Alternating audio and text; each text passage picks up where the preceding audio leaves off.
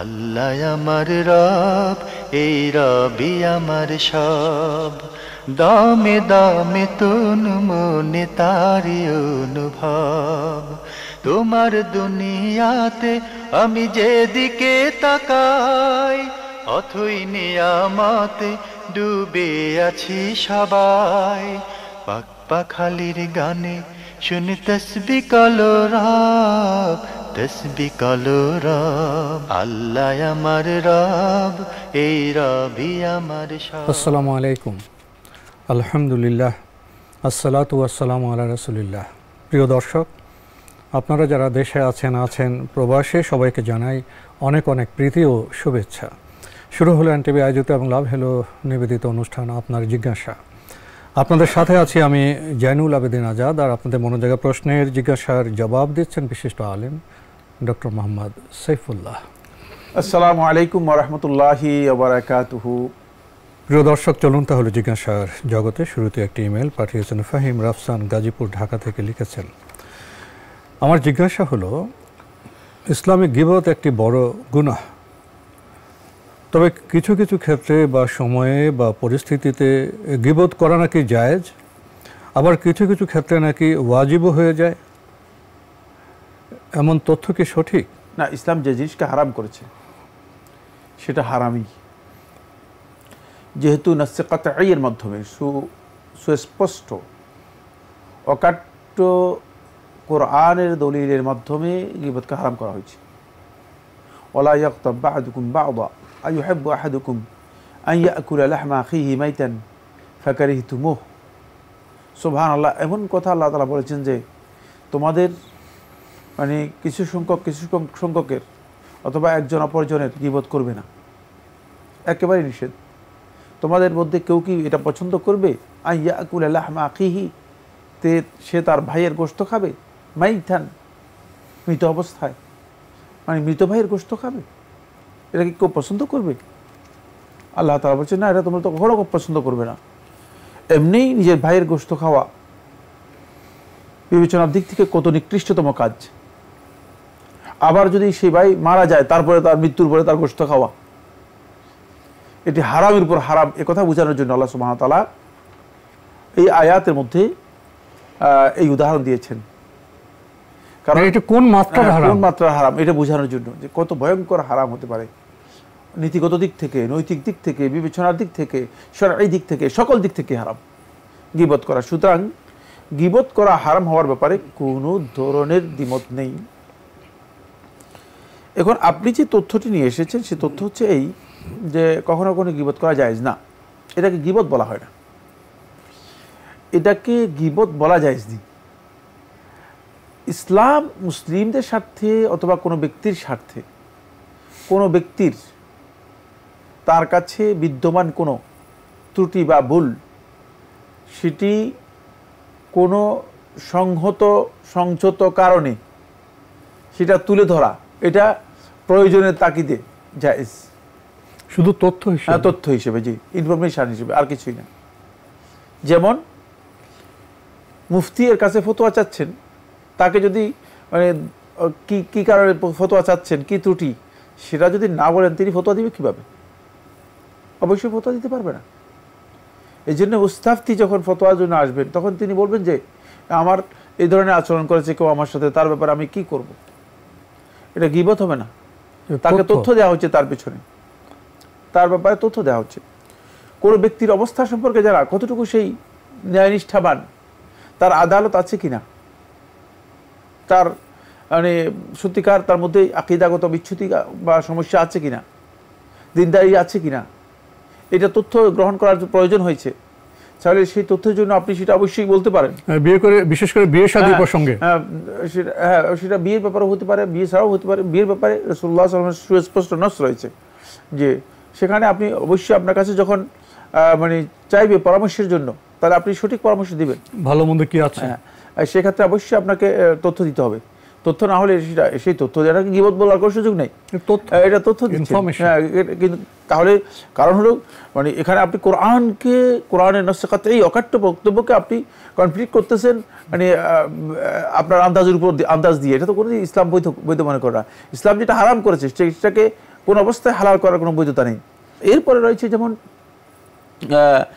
একজন ব্যক্তি তার উপর জুলুম করা হয়েছে, তো জালেম জুলুম করেছে, সে এর জন্য বিচার দিতে পারবে। বিচারকের কাছে গিয়ে যদি মানে জালেমের জুলুম সম্পর্কে বলে যে না আমি তার গীবত করতে পারবো না, তার পিছনে বলতে পারবো না, জুলুম সম্পর্কে তো তথ্য দিতে হবে, বিচার হবে কিভাবে? অবশ্যই তথ্য দিতে হবে। মানে আপনি এখানে এটা বোঝার বিষয় রয়েছে, সেটা হচ্ছে এই, যদি পরিস্থিতি দাবি করে, প্রেক্ষাপট দাবি করে যে আপনাকে এই তথ্য দেওয়াটা অবশ্যই দিতে হবে, অন্যথা আপনি কি করতে পারবেন না, বিচার মানে করতে পারবেন না। যেমন শরীক ইবনে সাহমা রাদিয়াল্লাহু তাআলা আনহু, তিনি তার স্ত্রীর ব্যাপারে অভিযোগ করেছেন রাসূলুল্লাহ সাল্লাল্লাহু আলাইহি ওয়াসাল্লামের কাছে, স্ত্রীর ব্যাপারে অভিযোগ করেছেন রাসূলুল্লাহ সাল্লাল্লাহু আলাইহি ওয়াসাল্লামের কাছে। এটা বাধ্যতামূলক হয়ে গিয়েছে, কারণ হলো মানে যেটা তিনি দেখেছেন তিনি অবশ্যই সেটা বলবেন, সেটা বলতে বাধ্য হয়েছেন। এটা গীবত নয়, এটা ইনফরমেশন দিয়েছেন, আল্লাহ রাসূল সাল্লাল্লাহু আলাইহি ওয়াসাল্লামের কাছে এসে ইনফরমেশন দিয়েছেন। সাহাবায়ে কেরাম রাসূলুল্লাহ সাল্লাল্লাহু আলাইহি ওয়াসাল্লামের কাছে মানে কোনো একটা বিষয় দেখেছেন যেটা তাদের দৃষ্টিতে মনে হয়েছে এটা আল্লাহ রাসূলকে ইনফর্ম করা দরকার, তাহলে সেটা ইনফর্ম করাটা গীবত হবে না, কারণ ইনফর্ম করতে হবে এটার ব্যবস্থা নেওয়ার জন্য। আর এখানে তো নিয়ত এবং লক্ষ্যটা খুবই গুরুত্বপূর্ণ। তো এই জন্য এখানে আসলে মুদ্রা কথা হচ্ছে এই, যেই বিষয়ে ইনফরমেশন দেওয়াটা বাধ্যতামূলক, সেখানে মানে ওই ইনফরমেশনটা তার অদৃশ্যে, তার অনুপস্থিতিতে দেওয়া ওয়াজিব হয়ে যাবে, ঠিকই বলেছেন। আর যেখানে ইনফরমেশন দেওয়াটা মানে প্রয়োজন, সেখানে তার ওই এটা জায়েজ হবে, জায়েজ হবে, অবশ্যই ইনফরমেশন দিতে হবে। সেটাকে গীবত নাম দেয়া ইসলামী শরীয়তের পরিভাষা অনুযায়ী সঠিক নয়। গীবতের মাকসাদ, টার্গেট বা যে লক্ষ্য রয়েছে, আর ইনফরমেশন দেওয়ার যে লক্ষ্য রয়েছে, দুটি কোনো অবস্থাতেই এক নয়। গীবত নাসসে কাতঈ অকাট্য কোরআনের বক্তব্যের মাধ্যমে হারাম হয়েছে, সুতরাং যেটা কোরআনের অকাট্য দলিলের মাধ্যমে হারাম করে দেওয়া হয়েছে, সেটাকে সাধারণ মনে করে এবং এটার জন্য আবার বৈধতার স্পেস বের করা, তারপরে গীবত করার জন্য একটা সুযোগ নেয়া, আমি মনে করে থাকি যে এটা ধৃষ্টতা, এটা আল্লাহর বিধানের সাথে একটা তামাশা, এটা মোটেও উচিত নয়। এই জন্য আমরা এই বিষয়টা একটু বিস্তারিত আলোচনা করলাম।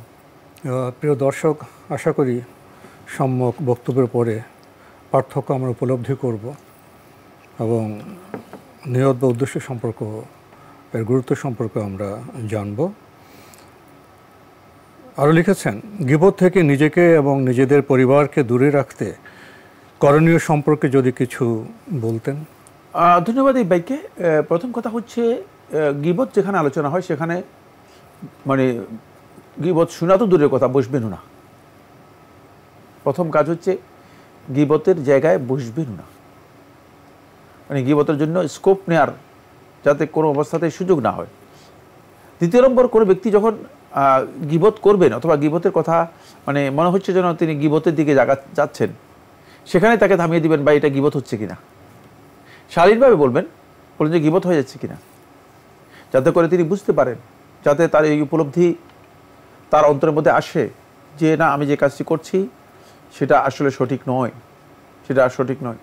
এই জন্য 2 নম্বর কাজ হচ্ছে সেটা হলো এই, যে কোনো ব্যক্তি যদি মানে আপনি দেখছেন যে আসলে এমন এক দিকে চলে যাচ্ছে কথা, কারণ কথা তো বিভিন্ন বাঁক আছে, তো বাঁকে বাঁকে বোঝা যায় যে কথা কোন দিকে চলে যাচ্ছে।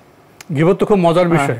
তখন আপনি তাকে সাথে সাথে বলবেন যে ভাই এটা কি গীবত হয়ে যাচ্ছে কিনা, সতর্ক করবেন এবং তাকে বলবেন যে না, তাহলে আমরা এখান থেকে থেমে যাই, এখানে থেমে যাই। তাহলে তিনিও বুঝতে পারবেন যে না, আমরা গীবত চর্চা করছি না বা গীবতের দিকে আমরা যাচ্ছি না। না থামলে কি তিনি উঠে যাবেন সেখান থেকে? হ্যাঁ, তাহলে তিনি অবশ্যই, যদি তিনি তার মানে গীবতের অনুষ্ঠানই করার চেষ্টা করেন, তাহলে তো অবশ্যই সেখানে আপনি বসতে পারবেন না। 3 নম্বর যে পয়েন্টটি, সেটা হলো এই, প্রত্যেকটা ব্যক্তিকেই, এটা খুবই গুরুত্বপূর্ণ বিষয়, তার এই জিহ্বার তাকে কন্ট্রোলের জামানত নিতে হবে, দায়িত্ব নিতে হবে। জিহ্বাটা যেন মানে কোনো অবস্থাতেই এমন কাজে আমরা ব্যবহার না করি যেটা আল্লাহ তাআলা হারাম করেছেন। যখন প্রত্যেকটা ব্যক্তি এই ব্যাপারে সতর্ক হবে, তাহলে তিনি গীবত থেকে নিজেকে রক্ষা করতে পারবেন, কারণ তিনি জানেন যে আমার জিহ্বা দিয়ে আসলে আমি এভাবে একজনকে আঘাত করতে পারি না, আমার জিহ্বাকে আমাকে নিয়ন্ত্রণ করতে হবে। এজন্য 3 নম্বর পয়েন্ট হচ্ছে অবশ্যই নিজের জিহ্বাকে নিয়ন্ত্রণ করার জন্য চেষ্টা করতে হবে। এখানে একটি বিষয় আপনাদেরকে খুব ভালো করে আমি প্রসঙ্গত বলতে চাই, সেটা হচ্ছে এই যে আল্লাহ রাসূল সাল্লাল্লাহু আলাইহি ওয়াসাল্লাম এর জন্য এক বিশাল পুরস্কারের ঘোষণা দিয়েছেন। মান ইয়াদমান লি মা বাইনা লাহইয়াইহি ওয়া মা বাইনা ফাকিযাইহি আদমান লাহুল জান্নাহ, যে আমার জন্য তার যে দুই চোয়ালের মাঝখানে অর্থাৎ জিহ্বা এবং কথাকে যে ব্যক্তি জামিন হতে পারলো, দায়িত্ব নিতে পারলো, এবং দুই রানের মাঝখানে অর্থাৎ লজ্জাস্থানকে হেফাজত করার দায়িত্ব নিতে পারলো, আদমান লাহুল জান্নাহ, আমি তার জন্য জান্নাতে জামিন হব। সুতরাং একটা বিশাল বিষয় এখানে আছে। এটা যখন আমরা উপলব্ধি করব, যখন আমাদের অন্তরের মধ্যে এই বিষয়টি আসবে যে আমি যদি আমার এই জিহ্বাকে নিয়ন্ত্রণ করতে পারি, তাহলে আমার জান্নাতের নিশ্চয়তা আছে। আমাদের হাতে একটি ইমেল পাঠিয়েছেন এসএম রাকিবুল হাসান রাকিব, লিখেছেন মেয়েদের ম্যাজিস্ট্রেট হওয়া কি জায়েজ? খুব সুন্দর প্রশ্ন করেছেন। হ্যাঁ, ম্যাজিস্ট্রেসি এটি একটি অত্যন্ত ভালো কাজ। মেয়েদের ম্যাজিস্ট্রেট হতে পারবে, হতে বাধা নেই। ইসলামী শরীয়তে মেয়েদের ম্যাজিস্ট্রেট হওয়ার বিষয়টি বাধা আছে, এই ধরনের কোনো শরঈ দলিল নেই। কিন্তু আমরা একটি বিষয় স্পষ্ট করতে চাই, সেটা হচ্ছে এই যে মেয়েরা কোনো দায়িত্ব পালন করতে গেলে ইসলামী শরীয়ত মেয়েদের দায়িত্ব পালনের ক্ষেত্রে কিছু সুনির্দিষ্ট নীতিমালা দিয়েছে। সেখানে পর্দার একটা বিধান আছে, সেখানে অবাধ মেলামেশার মানে বিষয়টি একটা বিধিবিধান আছে, সেখানে একান্ত অভিসার হওয়ার ব্যাপারে নিষিদ্ধ হওয়ার বিষয়টি একটা বিধান আছে, সেখানে পুরুষদের সাথে তার কন্ডাক্টিং সিস্টেমটা কী হবে সেখানে ইসলাম একটা বিধান আছে। এই সকল বিধানকে সামনে রেখে যদি তিনি ম্যাজিস্ট্রেট হতে পারেন, দায়িত্ব পালন করতে পারেন, তাহলে তার জন্য এটি বৈধ। যদি এমন হয় যে তার দায়িত্ব পালন করতে গেলে তার ইসলামের যে বিধানগুলো আমি বললাম অল্প আগে, সেগুলো লঙ্ঘিত হওয়ার সম্ভাবনা আছে, অথবা ইসলামের এই বিধানগুলোর ক্ষেত্রে তিনি ঠিক যেভাবে পালন করার কথা সেভাবে পালন করতে সক্ষম হবেন না, আশঙ্কা আছে, তাহলে তার জন্য উত্তম হচ্ছে অবশ্যই তিনি এই দায়িত্ব পালন থেকে বিরত থাকবেন, মানে তিনি এই কাজ করবেন না।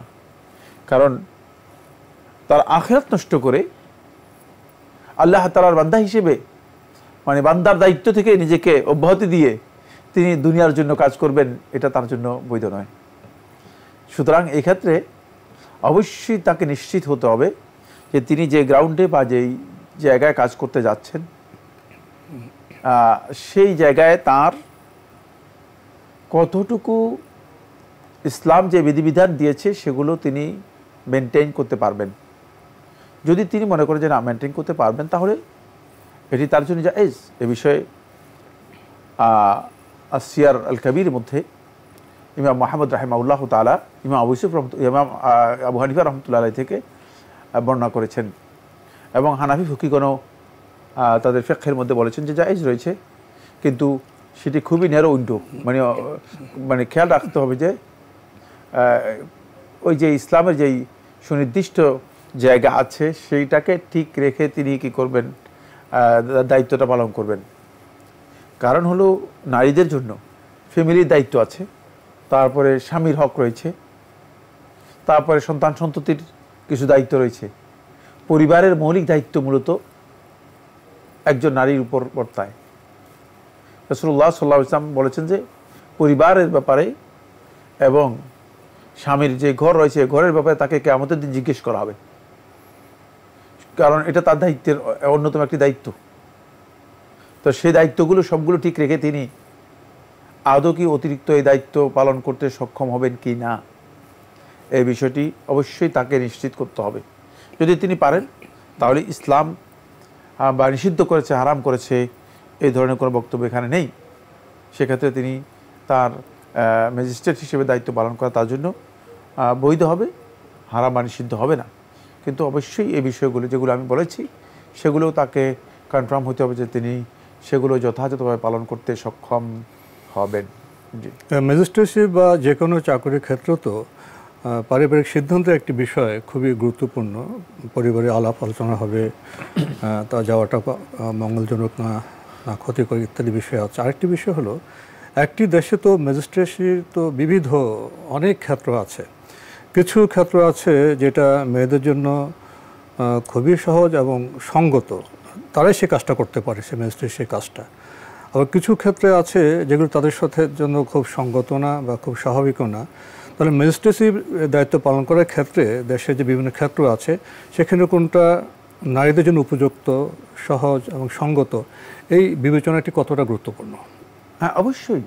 মানে বাস্তব কথা হচ্ছে যেটা, সেটা হলো মানে আমি আসলুল মাসআলা, যেটা মূল মাসআলা বলে দিয়েছি। এখন ক্ষেত্র যত উপযুক্ত হবে সেটা তো ভালো, কোনো সন্দেহ নেই, অবশ্যই বিবেচনা আছে। হ্যাঁ, অবশ্যই সেটা বিবেচনা করবে, কিন্তু আসলুল মাসআলা, মাসআলার মূল বক্তব্য, মৌলিক বিষয়গুলো সেটা বলে দিয়েছি। সেটা হলো এই, যদি নির্দিষ্ট যে কথাগুলো বললাম সেগুলো ঠিক থাকে তাহলে তার জন্য এ দায়িত্ব পালন করা যায়।